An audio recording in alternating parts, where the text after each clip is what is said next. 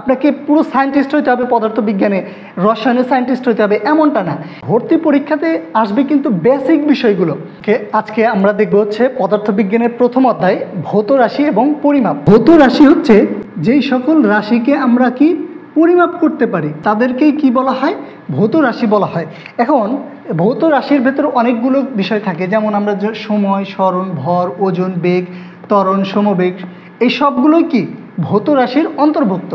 এখন এই ভৌত রাশি যেটা বললাম, সকল রাশি, যেই সকল রাশি পরিমাপ করা যায়। এখন এর ভেতরে কিন্তু আমরা জানি মৌলিক রাশি, যৌগিক রাশি। আমি যে এই যে সাইডে যেই 7টা বিষয় লিখেছি, যেই 7টা আমি রাশি লিখেছি, এই 7টা হচ্ছে কি মৌলিক রাশি। ভালোভাবে এই মৌলিক রাশি 7টি জানবেন কিন্তু, কেননা এমসিকিউ হিসেবে কিন্তু এটা আসার সম্ভাবনা বেশি যে মৌলিক রাশি কয়টি, অথবা আপনার দিতে পারে যে নিচের কোনটি মৌলিক রাশি। সো এই বিষয়গুলো আমরা বুঝবো, মুখস্থ করব না, একদম সিম্পলি বুঝিয়ে দিলে আপনারা অবশ্যই অন্টর ব্যাপার এগুলা। সো মৌলিক রাশি যে বিষয়গুলো দৈর্ঘ্য, ভর, সময়, তাপমাত্রা, তড়িৎ প্রবাহ, দীপন তীব্রতা এবং পদার্থের পরিমাণ। এখন এইগুলো কি আমরা আলোচনা করব। দৈর্ঘ্য সিম্পলি আমরা জানি দৈর্ঘ্য কি, যে কোনো কিছু, যেমন আমরা ইঞ্চি, মিটার, সেন্টিমিটার, কিলোমিটার, এই সকল কিছু যে আমরা একটা পরিমাপ একক ব্যবহার করি, এইটাই মূলত দৈর্ঘ্য বোঝায়। যেমন স্মরণ, দূরত্ব, এগুলো কি দৈর্ঘ্যের মাধ্যমে আমরা প্রকাশ করি।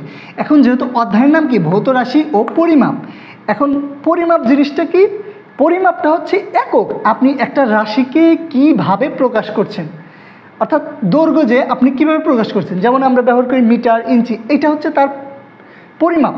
সেমভাবে ভর যদি আমরা বলি কেজি, কত পাউন্ড, এইটা কত লিটার, সো এটা হচ্ছে তার পরিমাপ। ভৌত রাশি এবং তার পরিমাপ, অর্থাৎ যার মাধ্যমে কি হয়, যার মাধ্যমে রাশির পরিমাণ বোঝায়, যার মাধ্যমে রাশির পরিমাণ বোঝায় সেটাই কি রাশির পরিমাপ। ওকে, রাশির পরিমাপ, ক্লিয়ার?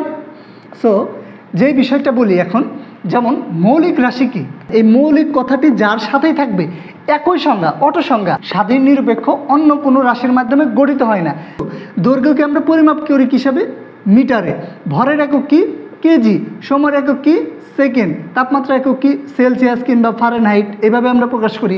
তড়িৎ প্রবাহটা কি, এটা হচ্ছে বিদ্যুৎ, অর্থাৎ অ্যাম্পিয়ার, বিদ্যুৎ, তড়িৎ প্রবাহের একক কি অ্যাম্পিয়ার, অ্যাম্পিয়ারকে আমরা প্রকাশ করি কি এ দিয়ে, তড়িৎ প্রবাহকে প্রকাশ করা হয় আই দিয়ে। দীপন তীব্রতাটা অনেকে হয়তো বুঝবেন না। দীপন তীব্রতা মানে হচ্ছে আলো যে আমরা পরিমাপ করি, আলোকে প্রকাশ করার একটা মাধ্যম হচ্ছে ক্যান্ডেলা, এটাকে সংক্ষেপে লেখে কি সিডি, ক্যান্ডেলাকে সংক্ষেপে লেখে হচ্ছে সিডি। এগুলা কিন্তু অবশ্যই জানবেন, এমসিকিউর জন্য ভেরি ভেরি ইম্পর্টেন্ট। এখন তার যে পরিমাপটা, এটাকে আমরা মোল হিসেবে প্রকাশ করি। দৈর্ঘ্য, এটাকে আমরা চিনব কিভাবে, তার একক দেখে, যেমন মিটারটা কি একদম স্বাধীন, একটাই না, সেমভাবে প্রত্যেকটা ইউনিট কি একক না। সো এই ক্ষেত্রে আমরা কি এগুলা জানছি কি মৌলিক রাশি, যেমন কি দৈর্ঘ্যকে এল দ্বারা প্রকাশ করে লেন্থ, ভরকে কি মাস এম দ্বারা প্রকাশ করে, সময়কে কি ছোট হাতে টি দ্বারা টাইম, তাপমাত্রা কি কি টেম্পারেচার টি বড় হাতে টি দ্বারা প্রকাশ করে। সেমভাবে তড়িৎ প্রবাহকে কি দ্বারা প্রকাশ করে আই। আমি এটা সিরিয়ালি লিখে দিচ্ছি, এই সবগুলোর সিরিয়াল হচ্ছে প্রতীক হচ্ছে এইগুলো।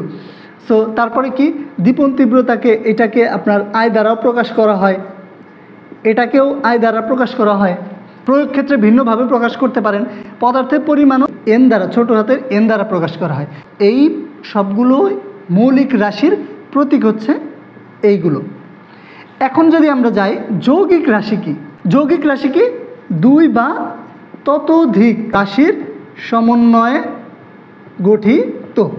এখন দুই বা ততোধিক রাশি একটু উদাহরণ দিলেই বলবেন, বুঝতে পারবেন। দেখেন এখানে আমি যে লিখেছি, যেমন হচ্ছে বেগ, ত্বরণ, এগুলা কি বেগ হচ্ছে কি বেগ সমান আমরা জানি কি স্মরণ বাই সময়।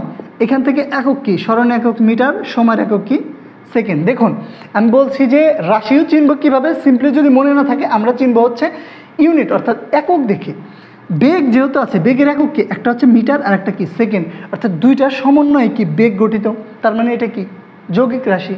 সিম্পলি আমরা যদি ত্বরণে যাই, মিটার পার সেকেন্ড স্কোয়ার, তার মানে কি এখানে দুইটার সমন্বয় গঠিত, এটা হচ্ছে কি যৌগিক রাশি। এবং মৌলিক কথাটি যার ভেতরে আছে, কেমিস্ট্রিতেও আছে, প্রত্যেকটা সাবজেক্টে আপনি মৌলিক মানেই কি মৌলিক অধিকার, আমাদের মানে কি আমাদের ব্যক্তিগত স্বাধীনতা, আমাদের কি নিরপেক্ষতা।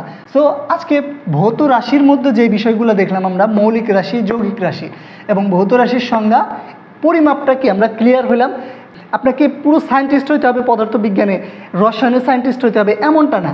ভর্তি পরীক্ষাতে এই যে বেসিক বিষয়গুলো বুঝালাম, এগুলো আপনাকে রিভিশন দিতে হবে, মনে রাখতে হবে। কিভাবে মনে রাখবেন সেগুলো আমরা বলে দিচ্ছি, এইভাবেই পড়বেন। কোনটা মৌলিক রাশি এভাবেও আসতে পারে, নিচের কোনটি মৌলিক রাশি। সো যৌগিক রাশি কি, মৌলিক রাশি এইভাবেও আসতে পারে উদাহরণস্বরূপ। এইগুলো ভালোভাবে পড়বেন, ইনশাআল্লাহ এমসিকিউ কমন পাবেন। সো বেসিক বিষয়গুলো রেগুলার ক্লাস করলে আপনারা জানতে পারবেন।